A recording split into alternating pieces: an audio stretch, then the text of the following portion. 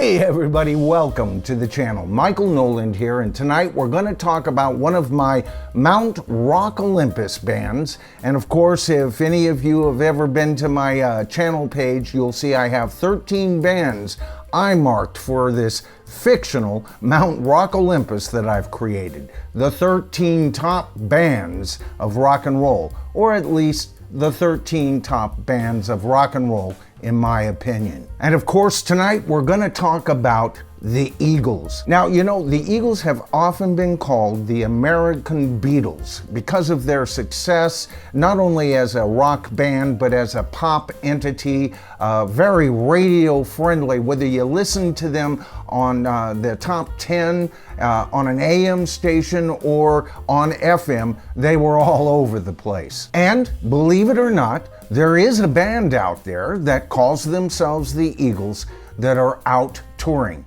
Yes, they're still touring. They're adding dates into 2023. They're already up to February, folks, and the ticket prices are astronomical as usual. Right now, from what I can see when I checked online, the lowest prices for tickets are in the upper 300s, nudging up against 400 and clear up to just about $4,000 a ticket. Once again, it seems we have yet another band besides Kiss that are on this never-ending farewell tour to the world. And yet, who do we have playing in this band on this tour? Now, the Eagles lineup has changed over the years, and we've gotten used to that.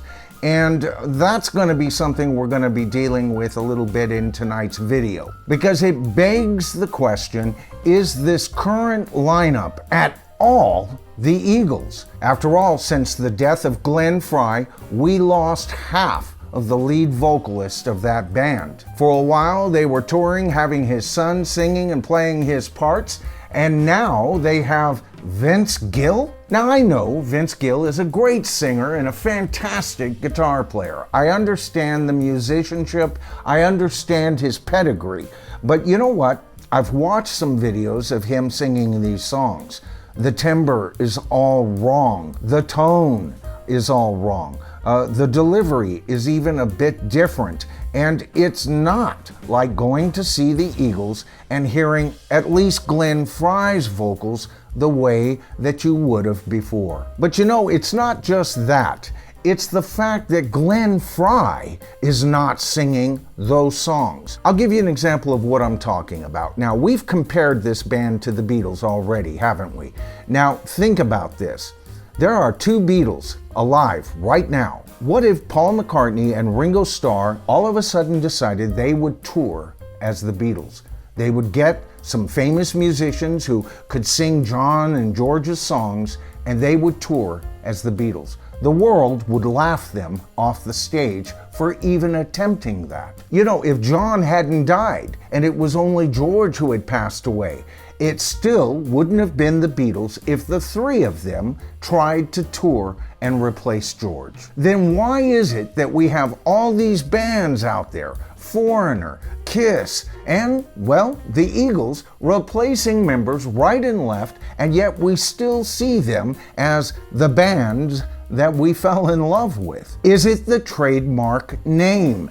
Is that what's so important when you go see a concert? Because folks, I'm going to tell you, this iteration of the Eagles, I don't recognize. And so to me, the Eagles are dead. But what killed them and when did that happen? Did it happen when Glenn Frey died? Were they the Eagles up to his death? Or did they cease becoming the real Eagles when they fired full-time member, by the way, Don Felder? Or were they dead when Timothy B. Schmidt joined the team, replacing Randy Meisner? Or was it by hiring Don Felder to begin with? After all, the Eagles were at first a quartet, and there were 4 original Eagles. Now, in my opinion, hiring Felder was not the end of the Eagles. As a matter of fact, it was phase 2 of the Eagles, and it was done early enough in their career, and he wasn't replacing anyone.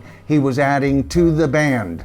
the band decided to become a quintet at that point, right? So I'm fine with it there. And of course I recognize the original Eagles, all four of them: Randy Meisner, Bernie Leadon, Glenn Frey, and Don Henley. And you know, frankly, when they brought in Joe Walsh, I was more than happy with that because I was already a Joe Walsh fan. One of the best concerts I ever went to was seeing Joe Walsh and Barnstorm at Winterland in San Francisco. I mean, I went out and bought that album next, and do you know, as far as I'm concerned, Joe Walsh and Barnstorm, that album stands right up there in production with Abbey Road and even Dark Side of the Moon, as far as I'm concerned. So when he joined, I thought, hey, bonus. So I was stoked to see Joe Walsh there, having already been a fan, right? But I was sad to see Bernie Leadon leave, and there was something about the Eagles sound that never quite sounded the same after he left. Now I know the band wanted that sound to change, and that was part of the reason that Bernie left.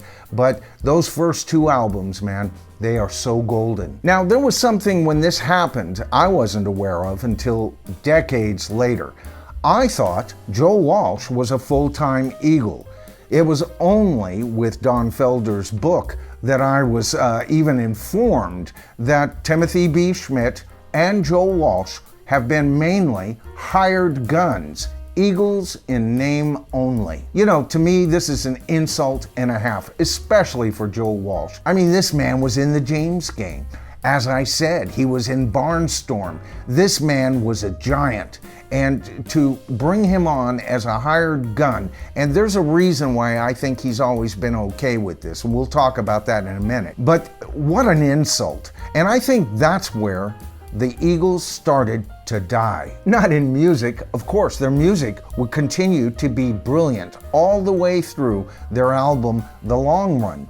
But there was something starting to be missing here. And really, most of us fans out there weren't aware of it. I thought all five members of the Eagles were all part of the team. And yet, I've got to tell you that I still considered this lineup classic Eagles and recognized the band, and still do, by their output. Their discography and everything is wonderful all the way up through The Long Run. And I was happy with that lineup, no doubt. They got the job done. They were still creating new sounding music. They went forward. They stayed current right up until their breakup. You know, with their last album released, The Long Run, and then they broke up. That's when, in my opinion, the Eagles died. Midway through the 90s, a few years later, they would reunite for a live concert, even providing us with a few new recorded songs, and we were all so grateful that the band was back together. It was the Five Eagles. But it wasn't too long before there was trouble in paradise. As a matter of fact, during that show, there was trouble in paradise, and they would eventually wind up firing Don Felder from the Eagles. But the only problem with that little firing, you see, is Don Felder at this point was one of only 3 full-time Eagles. But he was contending against Don Henley and Glenn Frey, as always. You know, he stated many times in interviews and his memoirs and his book that the only thing that would get Don Henley and Glenn Frey from hating each other was hating another member in that band or teaming up against another member of that band. He stated this happened with Randy Meisner, with Bernie Leadon, and of course him. You see, the second they decided to reunite, Glenn Frey especially, but it wasn't long before Don Henley joined him firmly, demanded that those two made more on their live performances than the rest of the band. After all, they were the lead singers on most of their hits. Now, at this point, both Joe Walsh and Timothy B. Schmidt, if they weren't exactly okay with this, they were willing to work under those new guidelines. But not Don Felder. He was a full-time member, and he was already making some inquiries as to where monies were going. This was his corporation. Yes, the Eagles basically is just that, a corporation, and one of the very first bands to charge corporate prices for their concert tickets back in the early 2000s. Anyway, Don Felder wound up suing the Eagles. They countersued, everybody settled out of court, and you know, as far as I can tell, Don Felder's been really tight-lipped, citing several times in interviews he can't talk about this or that due to the agreement they made out of court. And yet after Glenn Frey died, Don Henley said that he was still creating problems behind the scenes. And you know, I'm just wondering how he got away with even saying that much. I mean, the non-disclosure agreement goes both ways. But for me, that's when the band truly died. Now, they would continue to tour and charge heavier and heavier prices, becoming exactly what I hate in a band, nothing more than a jukebox performing for morons who think they're actually seeing the Eagles. And you know what? Anybody who's going to see the Eagles as they are today, you know what you're seeing? You're seeing Don Henley and friends. That's exactly what it is. That's how he should be touring. I might even go see him under those guises, but he won't. You see, the mighty name, the Eagles, is so important that he's afraid he couldn't make as much as he could as touring as the Eagles, obviously. The problem is the current lineup has one original Eagle and 2 hired guns. That's it. And of course, a late addition with Vince Gill. I mean, this is not the Eagles, people. Now, when the Eagles first came out, it wasn't their country sound that sold me. It was more of their rock sound. I loved One of These Nights. I loved Witchy Woman. This was what turned me on and actually gave me almost a permission to like the more country twang. You see, my mom and dad were both country western singers. I watched my dad play with Buck Owens on the Blackjack Wayne show here on KTVU back in the 60s. I had grown up with country and I was a little fed up with it by the time I had reached teenage years. And it was the Eagles really that almost gave me permission to go back to the roots I was already rebelling against, especially with their second album. And you know what? This is my favorite Eagles album, and it is their least successful as far as sales. Desperado. Oh man, talk about everything a concept album could be. This was an indictment of our past as a nation and a question as to where we were going as a nation, and that album managed to still be a rock and roll statement, almost claiming that the rock band themselves were outlaws of the modern age. As far as I'm concerned, that's where the first Eagles fans let that band down, because that was a magnificent album and hardly anybody bought it. Now, of course, each and every album brought changes. This band was dynamic. It evolved. I love that about the Eagles. And of course, their magnificent Hotel California, which is probably most people's favorite Eagles album. Matter of fact, that's what they're touring these days, is the Hotel California tour with a second set of their greatest hits. But you know, even The Long Run, that came out in '79 and it was still being played heavily all through the early '80s, and it sounded fresh as some of the alternative stuff that was coming back over the pond yet again. Now, by the time of the mid-'70s, album production for bands started slowing down, and by the end of the decade, the Eagles had put out 6 albums, right? But you know, think about that. What was the Beatles' 6th album? It was Revolver, wasn't it? And think about that.